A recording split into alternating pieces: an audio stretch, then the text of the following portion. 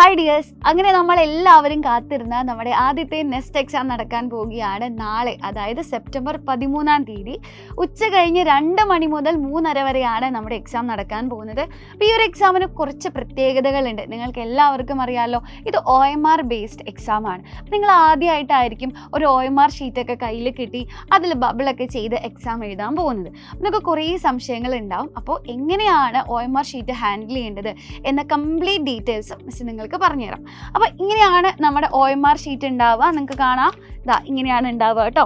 അപ്പോൾ ഇതിനുള്ളിൽ തന്നെ ആദ്യം നമ്മൾ റോൾ നമ്പർ ആണ്. റോൾ നമ്പർ എവിടെ ഉണ്ടാവുക? നമ്മുടെ ഹോൾ ടിക്കറ്റിൽ ഉണ്ടാവുക അല്ലേ. ഫോർ എക്സാമ്പിൾ, നിങ്ങളുടെ ഹോൾ ടിക്കറ്റിലുള്ള നിങ്ങളുടെ റോൾ നമ്പർ എന്ന് പറയുന്നത് 1 2 3 4 5 6 7 8 9 0 ആണെന്ന് വിചാരിക്കാം.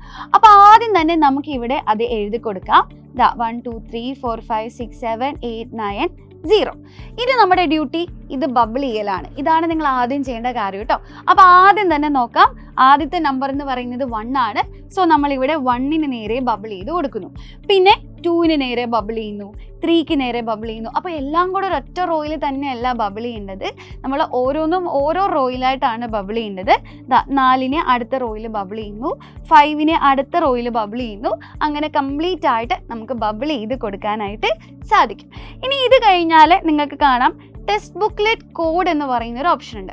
അപ്പോൾ അത് നിങ്ങൾക്ക് കിട്ടുന്ന ക്വസ്റ്റ്യൻ പേപ്പറിൻ്റെ മുകളിൽ തന്നെയായിട്ട് നിങ്ങളുടെ ഏത് കോഡ് A ആണോ B ആണോ എന്ന് നിങ്ങൾക്ക് തന്നെ കാണാൻ സാധിക്കും. സോ കോഡ് A ആണെങ്കിൽ നിങ്ങൾക്ക് A ഇത് അവിടെ ബബിൾ ചെയ്ത് കൊടുക്കാം, B ആണെങ്കിൽ B ബബിൾ ചെയ്യുക. ഇപ്പോൾ എൻ്റെ കയ്യിൽ കിട്ടിയ ക്വസ്റ്റ്യൻ പേപ്പർ B ആണെന്നിരിക്കട്ടെ. അപ്പോൾ ഞാൻ എന്താ ചെയ്യുക, ഞാനിവിടെ Bക്കുള്ളിലായിട്ട് ബബിൾ ചെയ്യുന്നു. ഇനി അടുത്തതായിട്ട് നമ്മുടെ സ്ട്രീം ചൂസ് ചെയ്യണം. അതായത് നിങ്ങളെ നീറ്റ് എക്സാം ആണോ JEE ആണോ എഴുതേണ്ടത്. അപ്പം നീറ്റ് ആണെങ്കിൽ നീറ്റിന് നേരെ ബബിൾ ചെയ്യുക, JEE ആണെങ്കിൽ JEEക്ക് നേരെ ബബിൾ ചെയ്യാം. സോ ഞാൻ ഇവിടെ നീറ്റ് ആണെന്ന് വിചാരിക്കുന്നു, അതുകൊണ്ട് നീറ്റിന് നേരെ ബബിൾ ചെയ്ത് കൊടുക്കുന്നു. ഓക്കെ അല്ലേ. ഇനി അതിനുശേഷം നമുക്ക് ചെയ്യാനുള്ളത് സിഗ്നേച്ചർ ഓഫ് ദി കാൻഡിഡേറ്റ് ആണ്. നിങ്ങൾ കൃത്യമായിട്ട് ഈ കാണുന്ന ബോക്സിനുള്ളിൽ നിങ്ങളുടെ സൈൻ അവിടെ ഇട്ട് കൊടുക്കുക. അതിന് തൊട്ടടുത്തായിട്ട് തന്നെ നെയിം ഓഫ് ദി കാൻഡിഡേറ്റിൻ്റെ നിങ്ങളുടെ പേര് എഴുതി കൊടുക്കുക. അപ്പം എൻ്റെ പേര് മിഥുല ആണ്. സോ ഞാൻ എൻ്റെ ഫുൾ നെയിം ഇവിടെ എഴുതി കൊടുക്കുന്നു, മിഥുല സെബാസ്റ്റ്യൻ. ഇനി അടുത്തതായിട്ട് ഫാദേഴ്സ് നെയിം ഉണ്ട്, അച്ഛൻ്റെ പേര് എഴുതി കൊടുക്കുക, സെബാസ്റ്റ്യൻ. അതിന് നേരെ താഴെയായിട്ട് മദേഴ്സ് നെയിം ഉണ്ട്, നിങ്ങളുടെ അമ്മയുടെ പേര് എഴുതി കൊടുക്കുക, അമ്മയുടെ പേര് മിസ് ഇവിടെ എഴുതി കൊടുക്കുന്നുണ്ട്. ഇനി അതിനോട് ചേർന്ന് തന്നെ ഡേറ്റ് ഓഫ് എക്സാമിനേഷൻ ഉണ്ട്. അപ്പോൾ ഡേറ്റ്, മന്ത്, ഇയർ ഈ ഒരു പാറ്റേണിലാണ് അത് എഴുതേണ്ടത് കേട്ടോ.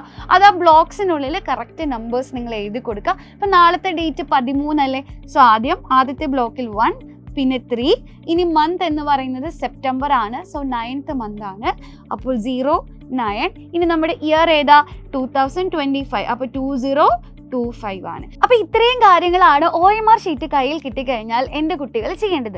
ഇനി നമുക്ക് ആൻസർ എങ്ങനെയാണ് ബബിൾ ചെയ്യേണ്ടത് എന്ന് നോക്കാം. അപ്പോൾ ഓരോ ക്വസ്റ്റിനും ഓരോ ഓപ്ഷൻ ആണെന്ന് നിങ്ങൾക്ക് അറിയാമല്ലോ. അതുകൊണ്ട് തന്നെ ബബിൾ ചെയ്യുന്ന സമയത്തും നിങ്ങൾ ഒന്നിലധികം ഓപ്ഷൻസ് ബബിൾ ചെയ്യാൻ പാടില്ല. അങ്ങനെ ബബിൾ ചെയ്ത് കഴിഞ്ഞാൽ ആ ഒരു ക്വസ്റ്റ്യൻ ഇൻവാലിഡ് ആയിട്ട് മാറും കേട്ടോ.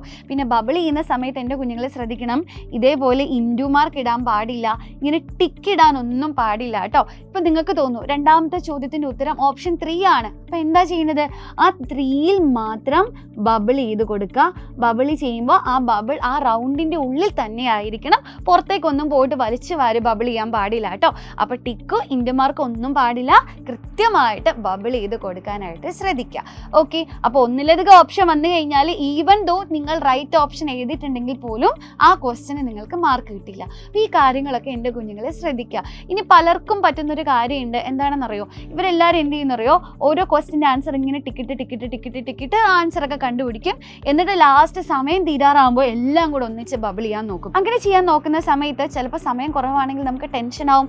കറക്റ്റായിട്ട് ചിലപ്പോൾ ഓപ്ഷൻ അങ്ങോട്ടും ഇങ്ങോട്ടും ഒക്കെ മാറിപ്പോവും. ഒരെണ്ണം തെറ്റിയാൽ മതി, പിന്നെ കംപ്ലീറ്റ് ആൻസേഴ്സ് മാറിപ്പോവും. അപ്പം നിങ്ങൾ ചെയ്യേണ്ടത് ഏറ്റവും നല്ല കാര്യം എന്ന് പറയുന്നത് ഒരു 10 ക്വസ്റ്റ്യൻ, നിങ്ങൾക്ക് ഒരു 10 ക്വസ്റ്റ്യൻ്റെ ആൻസർ കിട്ടി. അപ്പോൾ എന്ത് ചെയ്യുക, ആ 10 ക്വസ്റ്റ്യൻ ആൻസർ കിട്ടിക്കഴിഞ്ഞാൽ ആദ്യത്തെ 10 ക്വസ്റ്റ്യൻ കൃത്യമായിട്ട് ബബിൾ ചെയ്യുക, പിന്നെ അടുത്ത 10.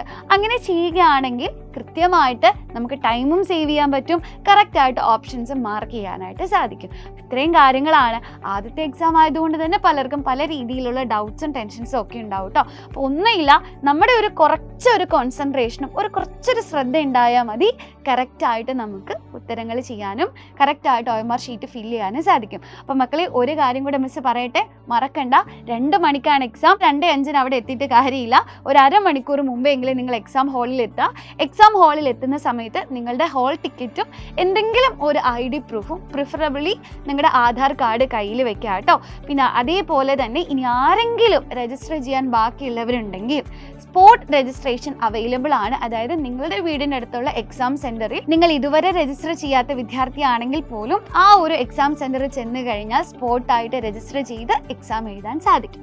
ഓക്കെ, അപ്പോൾ എല്ലാവരും അടിപൊളിയായിട്ട് പഠിക്കുക. നമ്മുടെ നെക്സ്റ്റ് എക്സാമിൻ്റെ ചാനലിൽ തന്നെ എല്ലാ ടോപ്പിക്സിൻ്റെയും വീഡിയോസ് അവൈലബിൾ ആണ്.